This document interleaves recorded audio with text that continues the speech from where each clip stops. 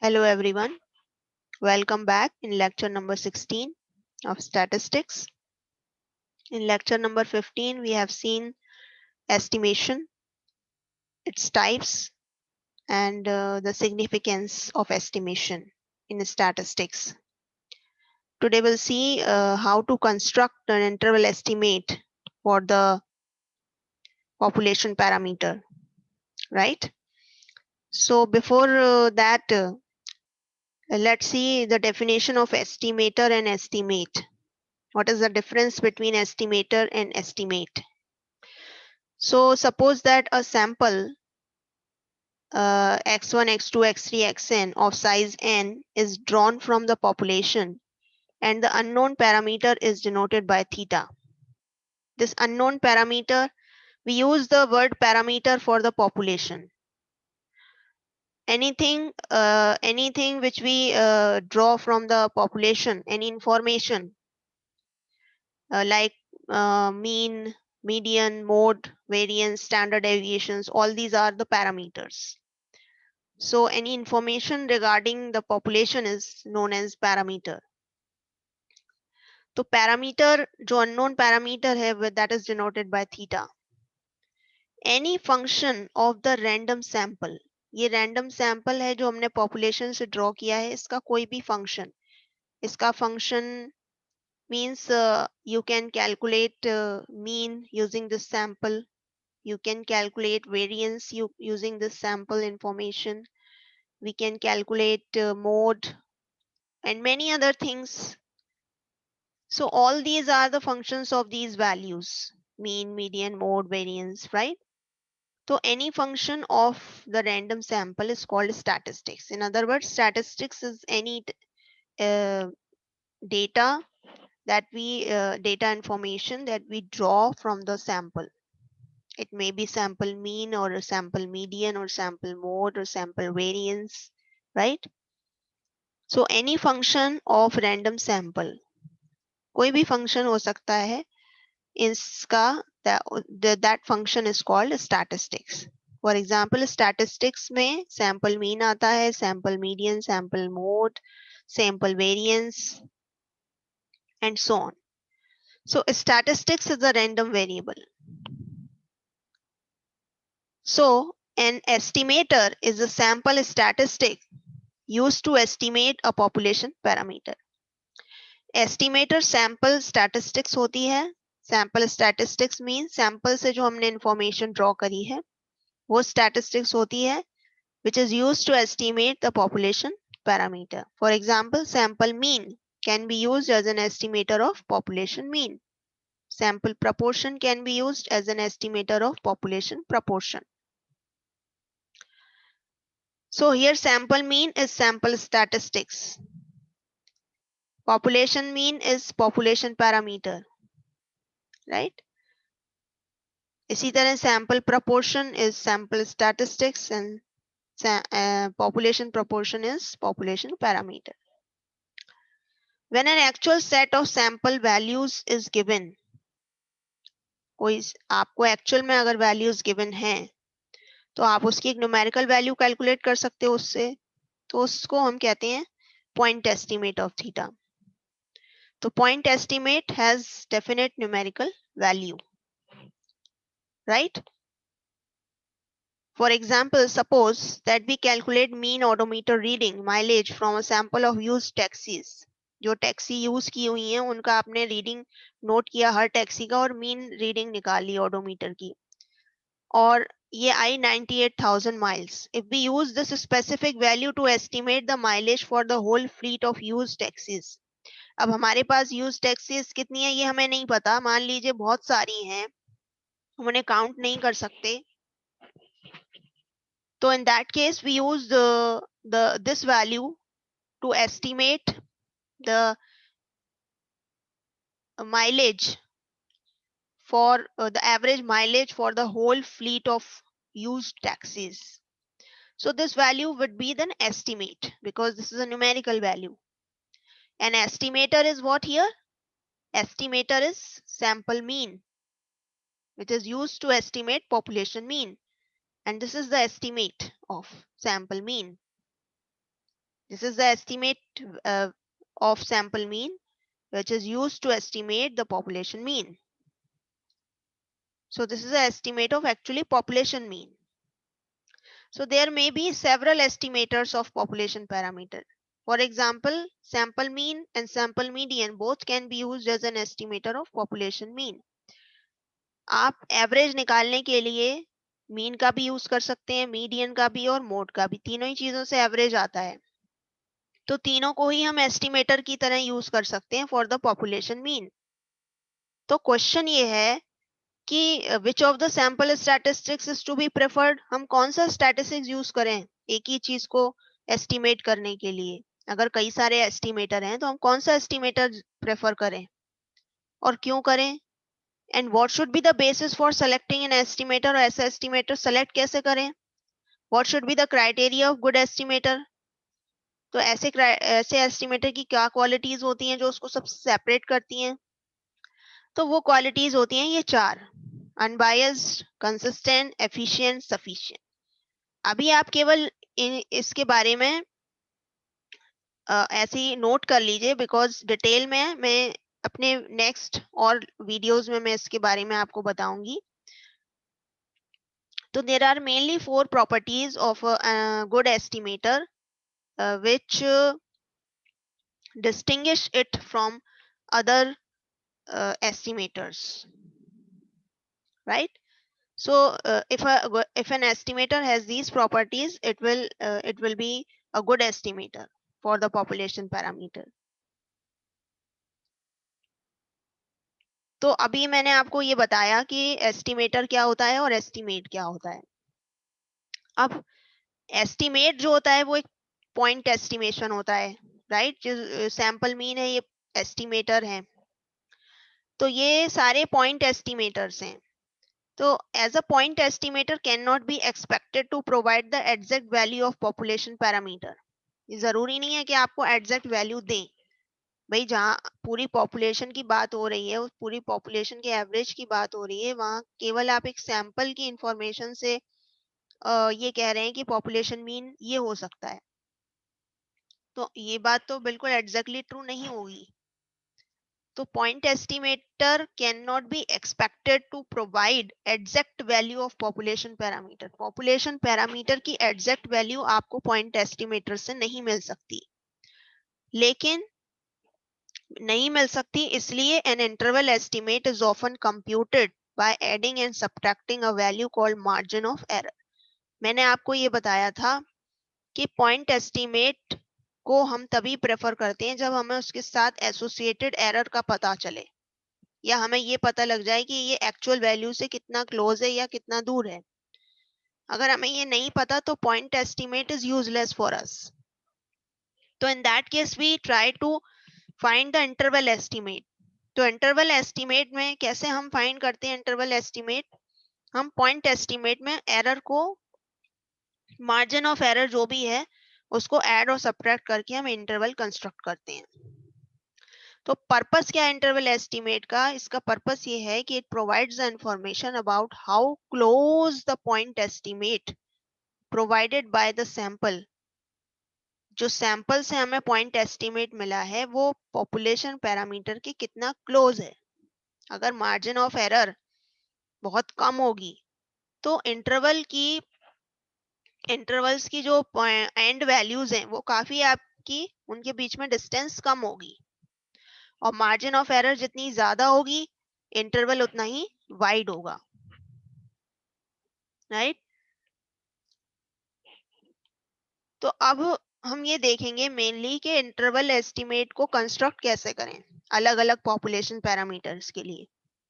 तो सबसे पहले हम पॉपुलेशन पैरामीटर जो लेने जा रहे हैं वो है पॉपुलेशन मीन, यानी हम पॉपुलेशन मीन के लिए इंटरवल एस्टिमेट करेंगे जब पॉपुलेशन स्टैंडर्ड डेविएशन नोन है, यानी पॉपुलेशन का स्टैंडर्ड डेविएशन सिग्मा जो कि नोन है, यह इंफॉर्मेशन हमें गिवन है। तो उससे पहले एक बहुत इंपॉर्टेंट थ्योरम जानना जरूरी है आपके लिए,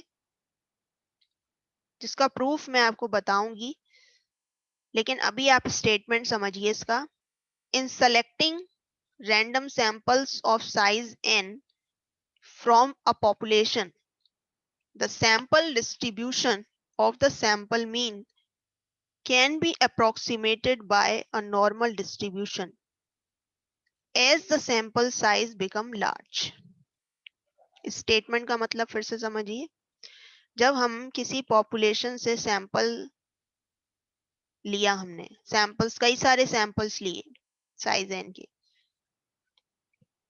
उस सैंपल से हमने सैंपल मीन कैलकुलेट किया। अलग अलग सैंपल मीन्स मिल जाएंगे आपको, एक सैंपल से कुछ मीन मिला, एक सैंपल से कुछ मीन मिला, कई मान लीजिए आपने 10 सैंपल लिए और 10 मीन निकाल लिए सैंपल मीन।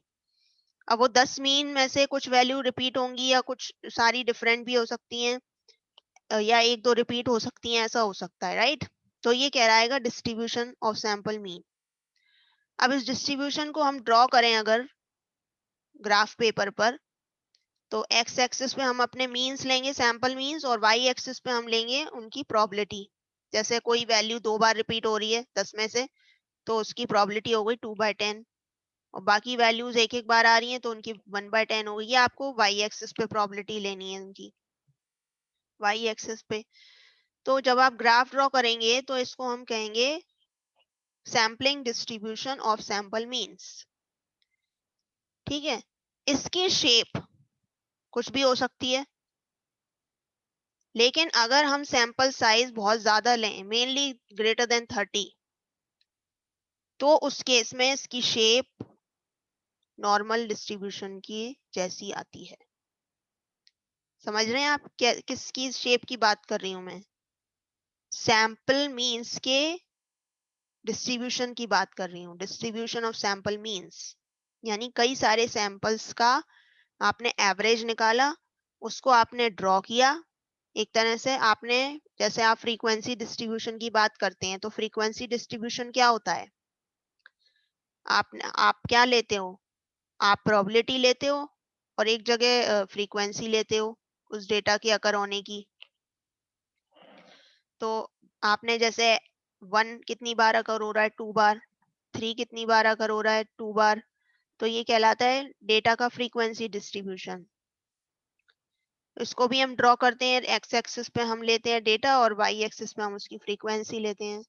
इसी तरह से यहाँ पर sampling distribution of sample means की बात हो रही है। Sampling distribution of sample means का मतलब है कि हमने कई सारे सैंपल्स लिए एक ही पॉपुलेशन से, उनका एवरेज निकाला और उस एवरेज को हमने एक्स एक्सिस पे लिया और उनकी प्रोबेबिलिटी को वाई एक्सिस पे। तो इसे कहेंगे sampling distribution of sample means.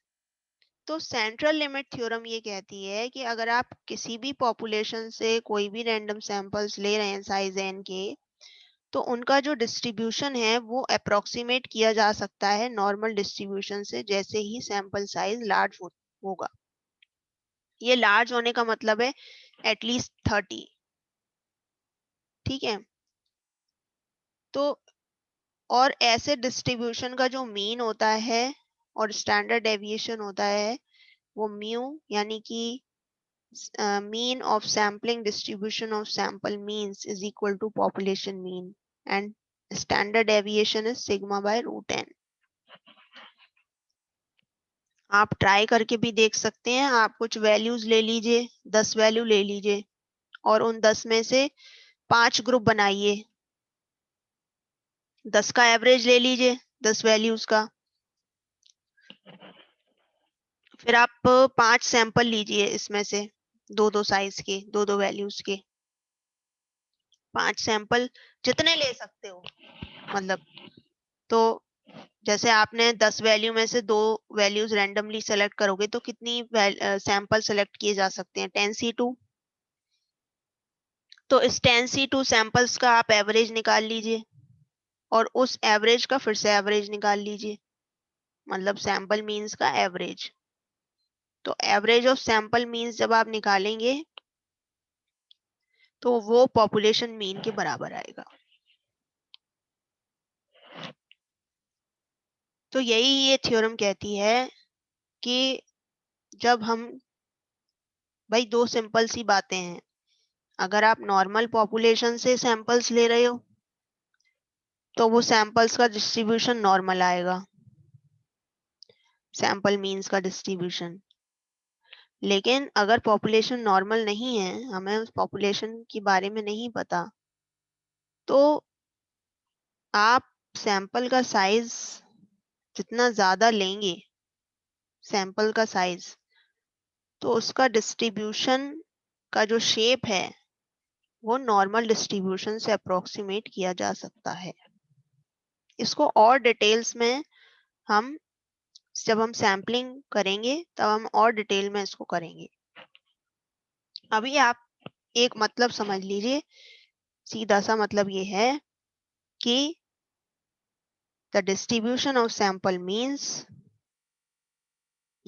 Means का डिस्ट्रीब्यूशन है वो इक्वल टू नॉर्मल डिस्ट्रीब्यूशन होता है जब सैंपल साइज लार्ज होता है, और इस डिस्ट्रीब्यूशन का मीन म्यू होता है, standard deviation sigma by root n होता है। तो इस थ्योरम की इम्पोर्टेंस की वजह से हम इसमें z फॉर्मूला लगा सकते हैं।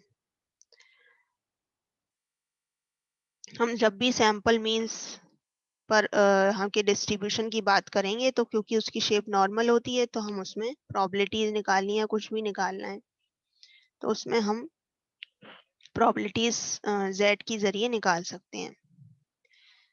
तो as a result of central limit theorem, the following z formula for sample means can be used if the population standard deviation is known when sample sizes are large, regardless of the shape of the population distribution, or for smaller sizes if the population is normally distributed. तो ये z का formula, वैसे तो z is x bar x minus mu over sigma होता है, लेकिन यहाँ पर जो z है that is z for the distribution of sample means.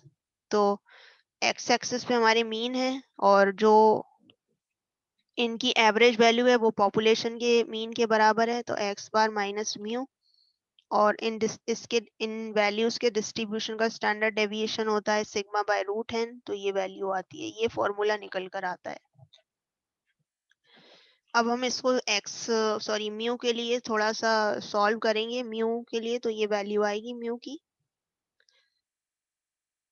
अब क्योंकि सैंपल का मीन पॉपुलेशन मीन से बड़ा भी हो सकता है और छोटा भी हो सकता है, तो z जो है ये वैल्यू कम भी हो सकती है म्यू से और ये वैल्यू ज़्यादा भी हो सकती है। तो z could be positive as well as negative. So we put both sign here before z plus minus so that we have this formula. So by taking minus sign here we get the lower limit for the interval, and by taking plus sign we get the upper limit of the interval. So finally we have 100 into 1 minus alpha % confidence interval to estimate mu when sigma is known. Interval estimate को confidence interval भी कहते हैं। So we have this formula x bar plus minus z alpha by 2 sigma by root n, और मतलब यहाँ पे जो symbol है z alpha by 2 यूज किया हुआ है, इस फॉर्मूले को कहते हैं 100 into 1 minus alpha % confidence interval, जिसकी लोअर लिमिट ये है और अपर लिमिट ये है। Alpha is the area under the normal curve outside the confidence interval area. ये 1 माइनस अल्फा एरिया है इतना, और ये एरिया जो अल्फा है वो इन टेल्स का टोटल एरिया है, यानी हर टेल का एरिया अल्फा बाय 2 है। ये वैल्यू z अल्फा बाय 2 है, ये value minus z alpha by 2 है, ये 0 है।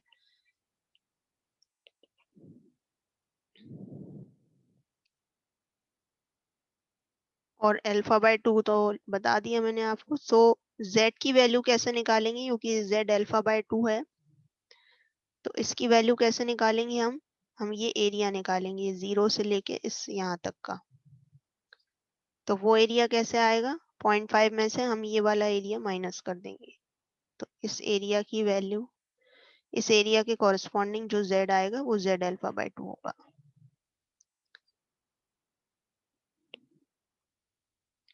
अब आपको कुछ बातें ध्यान रखनी है कि जो कॉन्फिडेंस इंटरवल है that gives you the range, within which we feels with some confidence that population mean is located. इसीलिए हम इसको confidence interval भी कहते हैं. And it is not certain that population mean is in the interval unless we have 100% confidence interval. अगर हमने 100% confidence interval ले लिया तो वो interval बहुत ज़्यादा wide हो जाएगा जिसका कोई meaning नहीं है. तो अब अगर सपोज हमें कंस्ट्रक्ट करना है 95% कॉन्फिडेंस इंटरवल, तो हमारा लेवल ऑफ कॉन्फिडेंस कहलाएगा 95% और 95. इसका मतलब क्या होता है? इसका मतलब ये होता है कि अगर आप 100 इंटरवल्स ऐसे कंस्ट्रक्ट करेंगे by taking random samples from the population, आपने अलग अलग सैंपल्स ले लिए, 100 सैंपल ले लिए और हर सैंपल के लिए आपने एक इंटरवल कंस्ट्रक्ट किया पॉपुलेशन मीन के लिए, तो 100 में से 95 सैंपल्स ऐसे होंगे जिससे जो आपने इंटरवल कंस्ट्रक्ट किया है उनके इंटरवल्स में पॉपुलेशन मीन लाई करेगा, और 5 ऐसे होंगे जिसमें वो पॉपुलेशन मीन लाई नहीं करेगा. तो 95% कॉन्फिडेंस इंटरवल का मतलब ये है. एक बार फिर से बताती हूँ. 95% कॉन्फिडेंस इंटरवल का मतलब ये है कि if we select 100 samples from the population में से 100 सैंपल लिए, हर सैंपल के लिए एक इंटरवल कंस्ट्रक्ट किया उस सैंपल के लिए, तो 100 में से 95 सैंपल्स ऐसे मिलेंगे जिसके लिए आपने जो इंटरवल कंस्ट्रक्ट किया है उस इंटरवल में पॉपुलेशन मीन लाई करेगा, और 5 ऐसे होंगे जिनसे जो इंटरवल कंस्ट्रक्ट किया है उस इंटरवल में पॉपुलेशन मीन लाई नहीं करेगा. ठीक है. तो वैल्यू ऑफ z जो निकल के आती है वो लेवल ऑफ कॉन्फिडेंस से निकल कर आती है. ऑब्वियसली जैसे ही लेवल ऑफ कॉन्फिडेंस चेंज होगा, 95% की जगह 99% ले लूं लेवल, तो इसकी वैल्यू 99% हो गई, तो अल्फा की वैल्यू चेंज हो जाएगी. अगर इस पूरे की वैल्यू 95 है तो अल्फा की वैल्यू चेंज हो जाएगी. जैसे ही अल्फा की वैल्यू चेंज होगी अल्फा बाय 2 की वैल्यू चेंज हो जाएगी. जैसे ही अल्फा बाय 2 चेंज होगा z चेंज हो जाएगा. तो z की जो वैल्यू है वो डिपेंड करती है अल्फा पर, यानी लेवल ऑफ कॉन्फिडेंस पर. और 100% कॉन्फिडेंस का मतलब ये है कि interval is very wide and it is meaningless. तो जो कॉमन लेवल ऑफ कॉन्फिडेंस है जो बिजनेसमैन यूज करते हैं, बिजनेस रिसर्चर यूज करते हैं, वो मेनली हैं 90%, 95%, 98% एंड 99%. तो क्वेश्चन ये है कि अगर अगर हम हाई कॉन्फिडेंस लेवल यूज करें तो ज़्यादा चांसेस हैं कि हर सैंपल में पॉपुलेशन के अराउंड अगर हम कंस्ट्रक्ट करें इंटरवल तो उसमें पॉपुलेशन मीन के लाई करने के चांसेस ज़्यादा होंगे. ठीक है. तो हम रिसर्चर्स हाई कॉन्फिडेंस लेवल क्यों नहीं यूज करते हैं, कम वाला भी यूज कर रहे हैं, ऐसा क्यों? रीजन ये है कि जैसे जैसे आप ट्रेड ऑफ होता है सैंपल साइज के बीच में और इंटरवल विड्थ के बीच में और लेवल ऑफ कॉन्फिडेंस के बीच में. मींस अगर आप लेवल ऑफ कॉन्फिडेंस बढ़ा देंगे तो क्या होगा, इंटरवल वाइड हो जाएगा, और इंटरवल वाइड होगा और provided the sample size and standard deviation remains constant. Interval जितना वाइड होगा ना तो उसमें पॉपुलेशन मीन के लाई करने के चांसेस बढ़ जाएंगे ऑब्वियसली. तो लेवल ऑफ कॉन्फिडेंस बढ़ाने पर इंटरवल वाइड हो जाता है, provided sample size and standard deviation remains constant. जैसे 95% कॉन्फिडेंस के लिए अल्फा 0.5 है, ये देखो. इसकी ये 95% है पूरा, इसको सॉल्व करोगे तो अल्फा तुम्हारा आएगा 0.5 0.05. तो अल्फा बाय 2 हो गया 0.025, मतलब ये एरिया. अब 0.5 में से ये 0.025 माइनस कर देंगे हम तो 0.4750 मिला. अब 0.4750 हम टेबल में देखेंगे, नॉर्मल टेबल में, तो उसके कॉरस्पॉन्डिंग z की वैल्यू आएगी 1.96. तो 95% कॉन्फिडेंस इंटरवल के लिए z की वैल्यू होती है हमेशा 1.96। ठीक है, एक एग्जाम्पल देखते हैं। A survey was taken of US companies that do business with firms in India. One of the questions on the survey was approximately how many years has your company been trading with firms in India? A random sample of 44 responses to this question yielded a mean of 10.455 years. Suppose the population standard deviation for this question is 7.7 years. So in this problem, we are given a sample of size 44, that is n, small n, and because this information is regarding the sample, the mean is called sample mean, that is x bar, and population standard deviation is given to us 7.7 years, that is sigma. Using this information, construct a 90% confidence interval for the mean number of years that a company has been trading in India for the population of US companies trading with firms in India. So here we write all the information that is given to us in this problem. Small n is equal to 44, as I have told you. X bar is 10.455 and sigma is 7.7. First of all, we find the value of Z alpha by 2, because in this formula, you can see here we have Z alpha by 2. So first of all, we solve this. We put 100 into 1 minus alpha is equal to 90, and we solve it for alpha. So alpha comes out to be 10. So means this tails area is 5%, right? So this area is 0.5 minus 0.05, that is 0.45. And the table gives the value of Z as 1.645. So this Z alpha by 2 is 1.645. ठीक है? So confidence interval is x bar minus Z alpha by 2 into sigma by root n. And the upper limit is x bar plus Z into Z alpha by 2 into sigma by root n. Putting all the values here, we get these, the lower and upper limits of the interval in which the population mean lies. We are 90% confident here that population mean will lie in this interval.